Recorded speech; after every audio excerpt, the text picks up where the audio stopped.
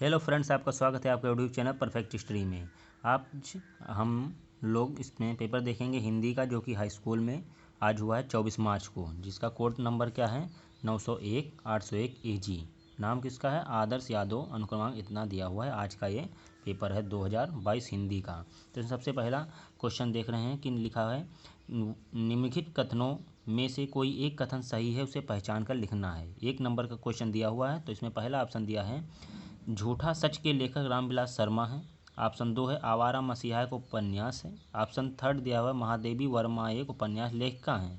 Option 4 दिया है कि हंस पत्रिका के संपादक मुंशी प्रेमचंद हैं। तो इसमें सही आंसर क्या होगा? हंस पत्रिका के संपादक मुंशी प्रेमचंद जी हैं, ये सही हो जाएगा। और इसमें बता देंगे झूठा सच के लेखक रामविलास शर्मा है, तो ये नहीं, ये इसके हो जाएंगे, तो इसके हो जाएंगे यशपाल। क्या हो जाएगा? इसका आंसर हो जाएगा यशपाल, सही आंसर हो जाएगा। फिर आवारा मसीहा एक उपन्यास है, तो नहीं, ये क्या है? ये एक जीवनी है। ये क्या है? ये एक जीवनी है। और आवारा मसीहा किसकी है? तो ये विष्णु प्रभाकर की है। किसकी है? विष्णु प्रभाकर की ये जीवनी है। ठीक है। फिर इसके बाद महादेवी वर्मा एक उपन्यास लेखिका हैं, तो महादेवी वर्मा एक छायावादी युग की एक लेखिका हैं। कौन हैं? कवित्री हैं। तो ये इसका आप क्वेश्चन नंबर 1 का 4th ऑप्शन ये सही हो जाएगा। फिर इसके बाद देखते हैं क्वेश्चन नंबर दिया हुआ है 1 का खा। कलम का सिपाही के रचनाकार कौन से हैं? कलम के सिपाही के रचनाकार कौन है? ऑप्शन ए दिया है प्रेमचंद। ऑप्शन 2 दिया है हजारी प्रसाद द्विवेदी। ऑप्शन 3 दिया है अमृत राय। ऑप्शन 4 दिया हरिवंश राय बच्चन। तो इसका सही आंसर क्या हो जाएगा? अमृत राय। कलम का सिपाही के रचनाकार कौन है? अमृत राय। फिर इसके बाद 1 का ऑप्शन में आते हैं। लिखा है निम्नलिखित में से किसी एक कृति के लेखक का नाम बताइए। आषाढ़ का एक दिन, इसमें किसी एक कृति के लेखक का नाम बता देना है। तो इसमें तो आपको सारे क्वेश्चन बिल्कुल इजी हैं, आपको आता होगा। आषाढ़ का एक दिन किसकी है? इसके मोहन राकेश हैं। क्या लिखने है? मोहन राकेश। फिर इसके बाद क्या भूलूं क्या याद करूं? हरिवंश राय बच्चन की है। किसकी है? हरिवंश राय बच्चन की है। रस मीमांसा किसकी है? तो ये रामचंद्र शुक्ल की है। किसकी है? रामचंद्र शुक्ल की है। संस्कृत की 4 अध्याय किसकी है? तो रामधारी सिंह दिनकर की है। किसकी है? रामधारी सिंह दिनकर की है। तो इसमें से किसी एक को आपको लिखना था, तो ये ज़्यादा इजी था, तो इसमें से कोई भी आप कर सकते थे। फिर क्वेश्चन नंबर 1 का घ ऑप्शन दिया है सूरज का 7वां घोड़ा के लेखक का नाम क्या है? तो सूरज का 7वां घोड़ा किसकी है? धर्मवीर भारती की है। धर्मवीर भारती की रचना है ये भी बहुत सही क्वेश्चन था, आसान था। उसने कहा था किस विधा की रचना है? 1 का अंगा है। उसने कहा था किस विधा की रचना है? तो उपन्यास गलत है, यात्रावत भी गलत है, कहानी, आलोचना। तो इसका सही आंसर है कहानी। उसने कहा था क्या है? कहानी है। किसने लिखा था? तो चंद्रधर शर्मा गुलेरी। चंद्रधर शर्मा गुलेरी ने लिखा था ये। चंद्रधर शर्मा गुलेरी ने लिखा था। फिर इसके बाद है 2 का नंबर। रीतिबद्ध काव्यधारा के किन्हीं 2 कवियों के नाम लिखना है। तो इसमें कौन कौन से? मतिराम, ये भी बहुत सही बहुत ही आसान प्रश्न दिए हैं। मतिराम हो जाएगा, और इसमें भूषण हो जाएगा, और चिंतामणि। चिंतामणि 2 कहा गया, इसमें आप 3 भी लिख दीजिए, अगर आपको आते हैं तो 3 लिख दीजिए। फिर छायावाद की किन्हीं 2 मुख्य विशेषताओं का उल्लेख करना है इसमें। फिर गा नंबर में क्या है? प्रिय प्रवास के रचनाकार का नाम।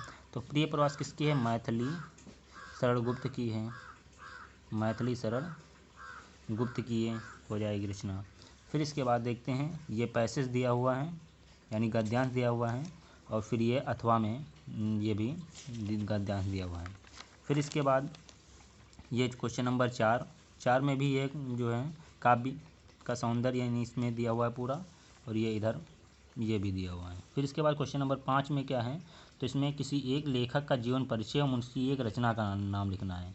तो जयशंकर प्रसाद का भी लिख सकते हैं, डॉक्टर राजेंद्र प्रसाद, आचार्य रामचंद्र शुक्ल, जिसका भी आता हो उसमें से लिख देना है। अगर बात करते हैं रचना का नाम, तो रचना जैसे आचार्य रामचंद्र शुक्ल की क्या है? चिंतामणि लिख दीजिए। चिंतामणि लिख दीजिए।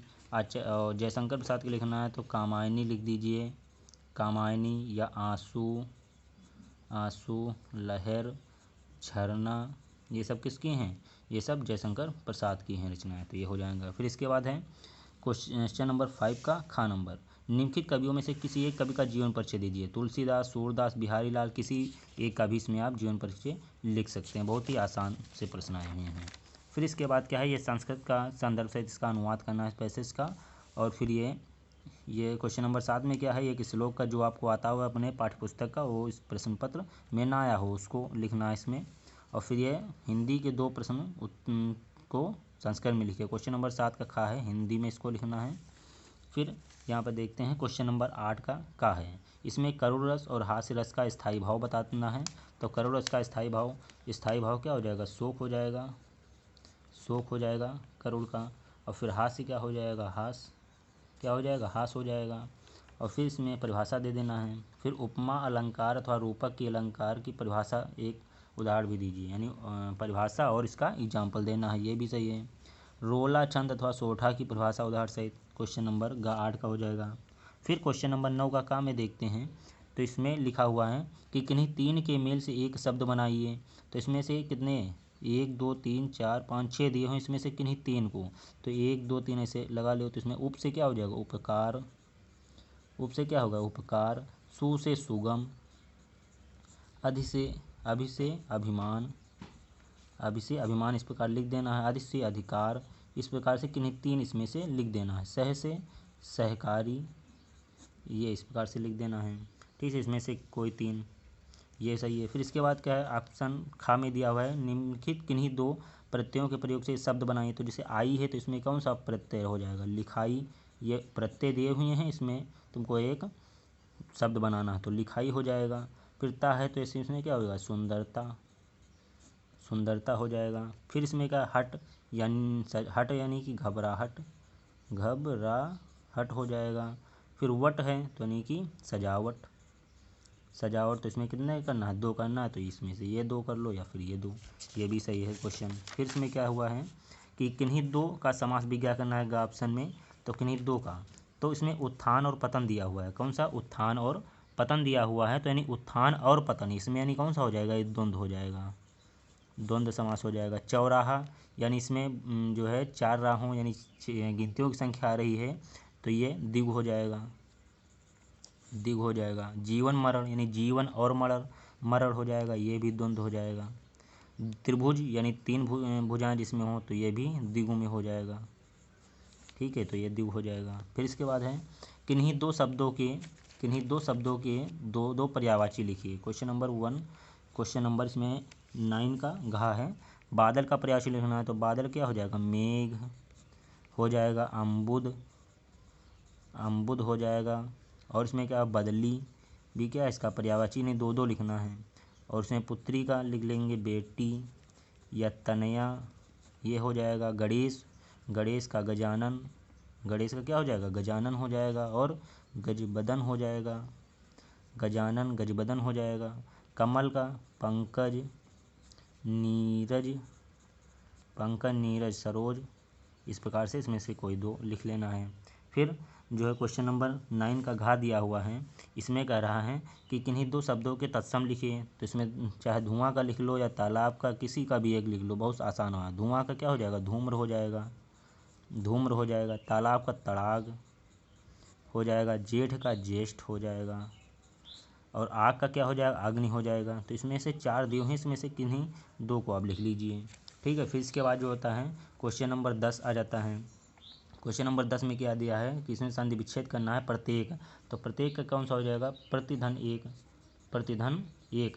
तो संधि विच्छेद हो गया, फिर संधि का नाम भी बताना है। तो प्रत्येक में कौन सी संधि हो जाएगी, ये आपको सोच के बताना था इसमें। तो इसमें कुछ भी तो नहीं है, प्रत्येक में कौन सा हो जाएगा, यड़ संधि हो जाएगा, यड़ संधि। फिर क्या है, स्वागतम सुधन आगतम हो जाएगा। इसमें कौन सी संधि हो जाएगी, स्वागतम में। तो इसमें भी यड़ संधि हो जाएगी। ठीक है, फिर तथैव तथा धन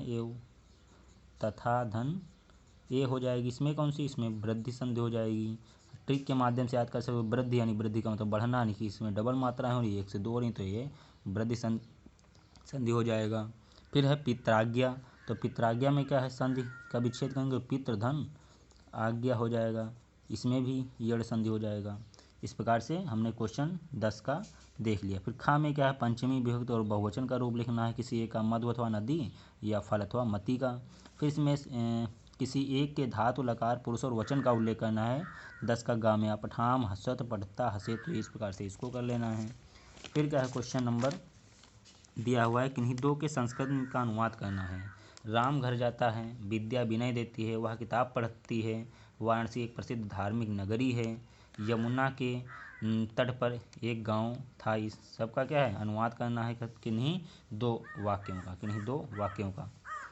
वाक्यों का संस्कृत में अनुवाद करना था। फिर क्या है, किसी एक विषय पर निबंध लिखना है। क्वेश्चन नंबर 11, आतंकवाद की समस्या है, आप जनसंख्या नियंत्रण, पर्यावरण प्रदूषण, मेरा प्रिय कवि, इन चारों में से किसी एक का लिखना। तो जनसंख्या नियंत्रण लिख सकते हैं, आतंकवाद की समस्या, कोई भी इसमें से लिख सकते हैं। बहुत ही आसान है, 6 नंबर का प्रश्न आया हुआ है।